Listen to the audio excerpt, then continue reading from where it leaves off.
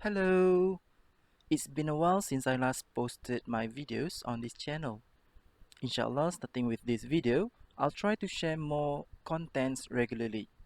This video is the first chapter for writing series for the new KSSM syllabus. Check it out. I really appreciate it if you can subscribe to my channel. And if you like the content of this video, please give me a like by clicking the like button and share this video with your friends. In this video, we will look at the overview of the English writing paper, and we will start with parts of the writing test, followed by marks distributions, and then I will answer some of the frequently asked questions about writing and also some general tips for you. As we all know, the old SPM format only had 2 papers. But with the new syllabus now, we have altogether 4 different papers that test 4 major skills in English, which are reading for paper 1, writing for paper 2, speaking for paper 3, and listening for paper 4.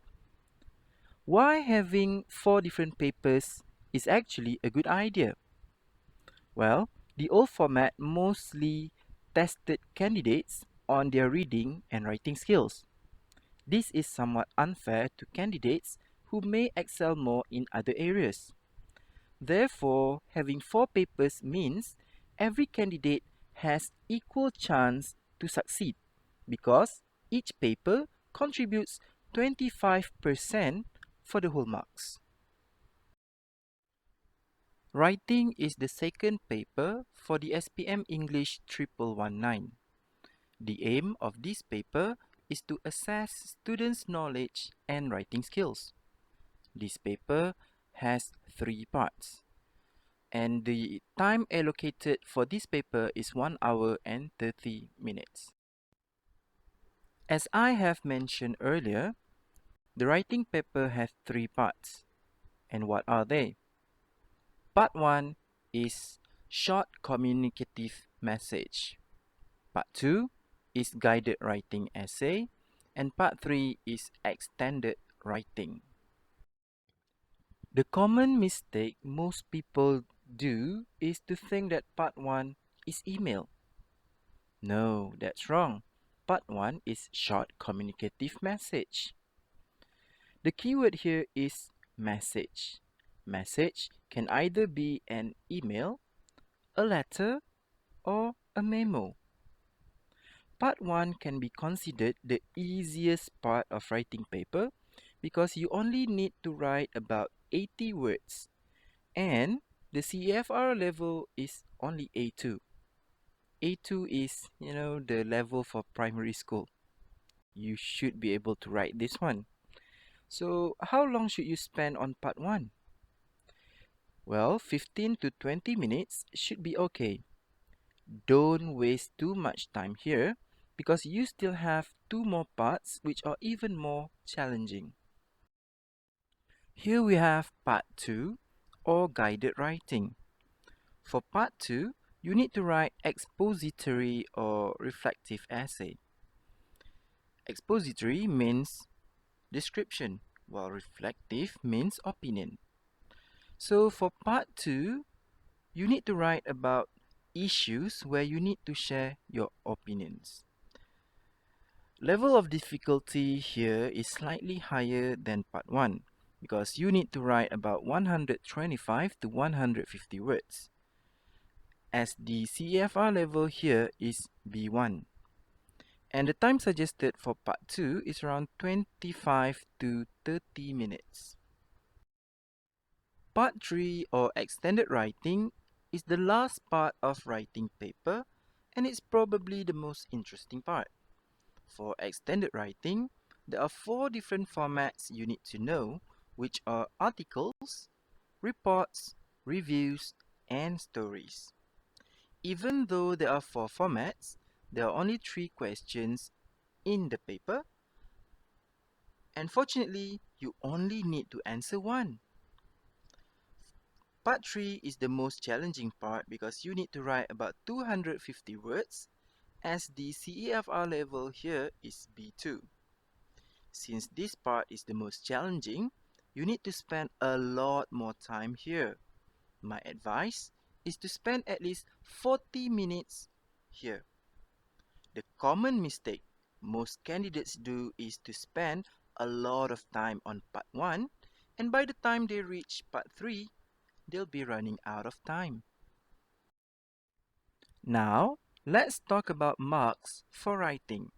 The total mark for this paper is 60, and each part contributes 20 marks.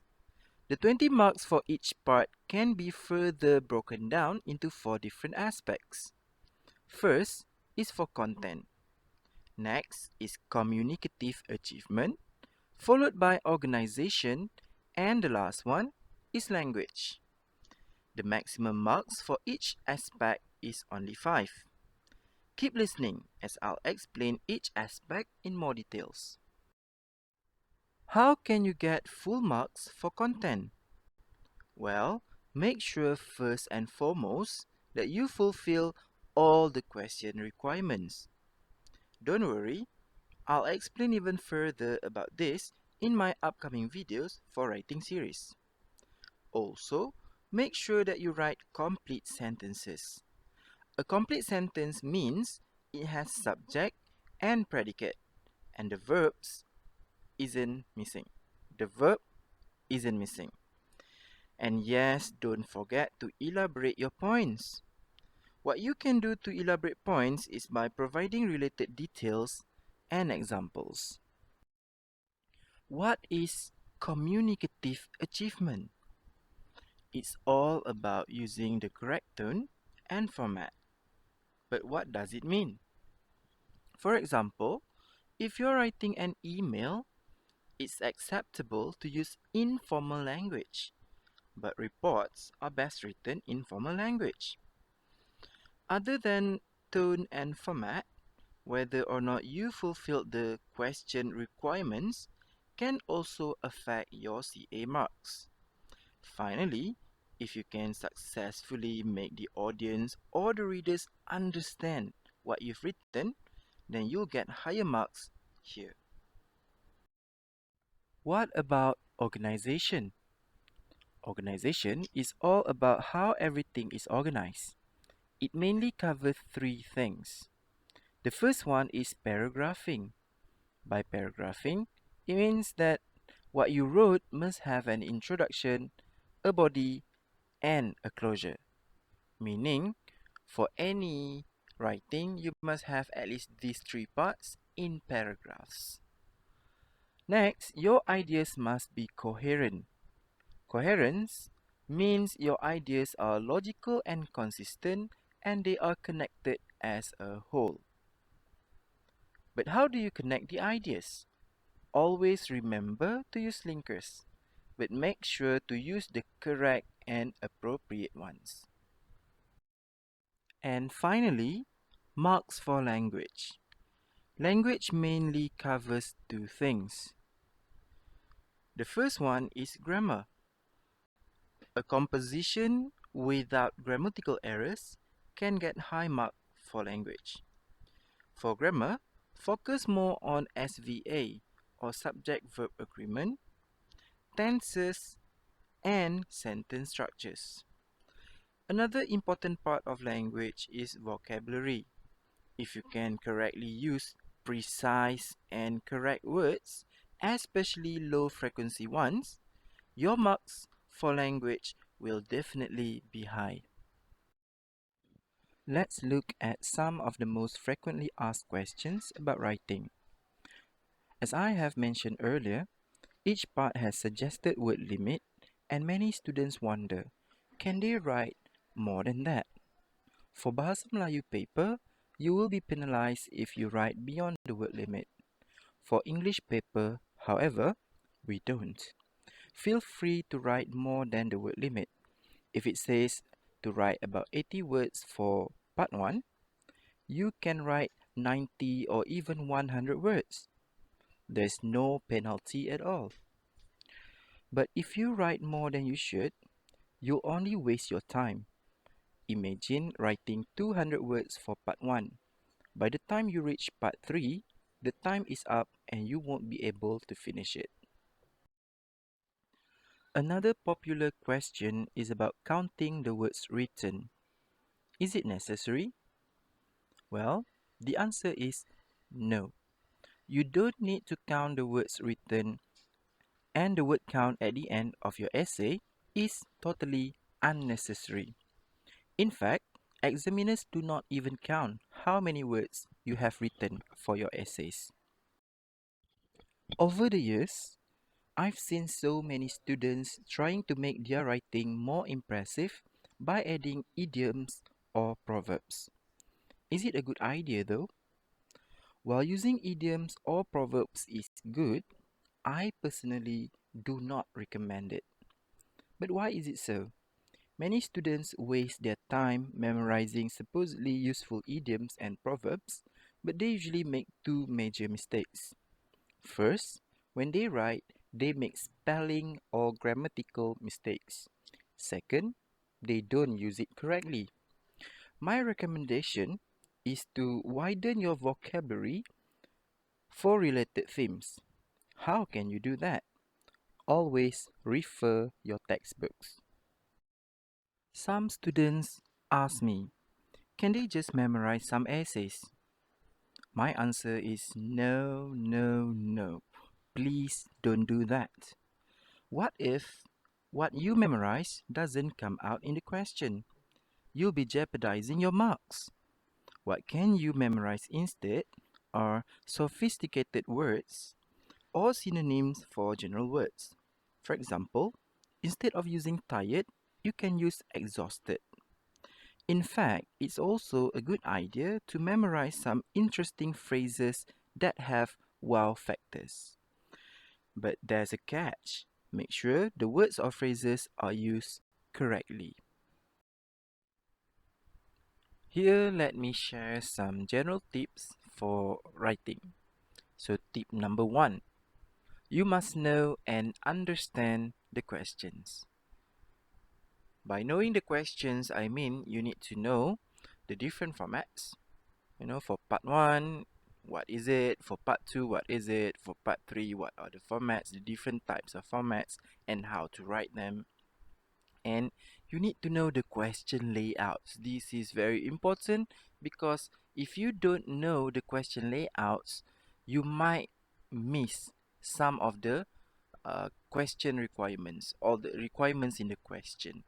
But don't worry, all this I will share in my upcoming videos in the writing series, and also how much time to spend on each question.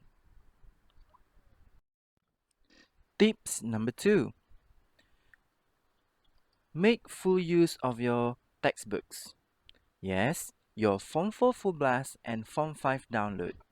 Use them as your guidance. Believe it or not, they are rich with useful information. What are they? There are important themes in the textbook. For example, environment, crime, and globetrotting. And from these themes, you can get related words and phrases that can help you to write. In fact, the textbooks also have notes for grammar and how to write different types of composition. When you have the necessary information and knowledge, the next step is to practice. Why? Because practice makes perfect.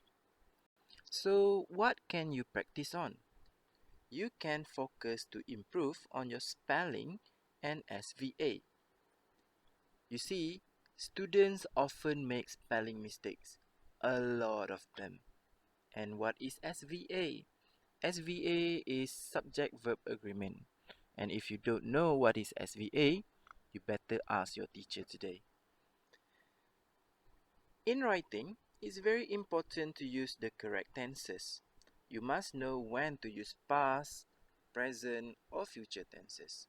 In fact, you need to master the different tenses forms, right? And other than that, you need to practice writing different types of sentence structure while enriching your vocabulary. Also, don't forget about timing. Timing is very important. Some students complain that they don't have enough time for writing. Why? Because they lack time management. Well, these are among the things that you need to improve. Seems like a lot, but these are very important. My final tip is to start now and start today. Yes, you heard me right. Start now, start today. Do not procrastinate. Even though you know everything about writing, but if you don't start today, you won't be able to master writing.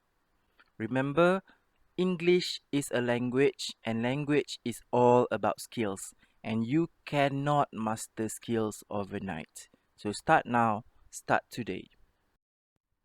So, what's next?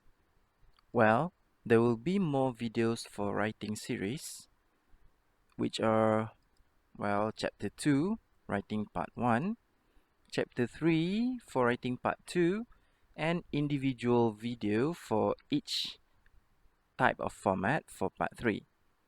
And, well, we will also have speaking series and listening series, inshallah. So, well, stay tuned. And that's all, folks. All the best for your SPM. I'll see you again in, well, my next videos. Roger and out.